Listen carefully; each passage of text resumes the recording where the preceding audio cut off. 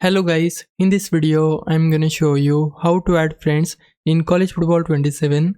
So adding friends in the game is really easy, but firstly we need to make sure that crossplay is enabled from the game settings so that we'll be able to add friends from different platforms as well.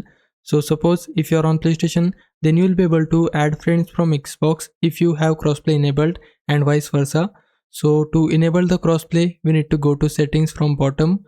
After that, open game settings.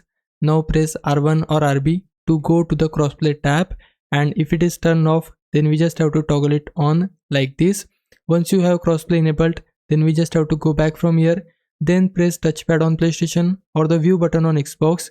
If you press that button, then it will open the social menu. From here, we just need to press R1 or RB to go over to the player search tab.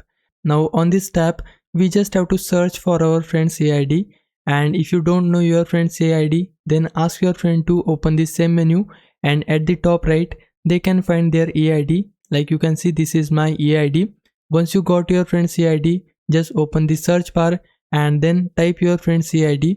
If you type it correctly and search for it, then you should be able to find your friend pretty easily.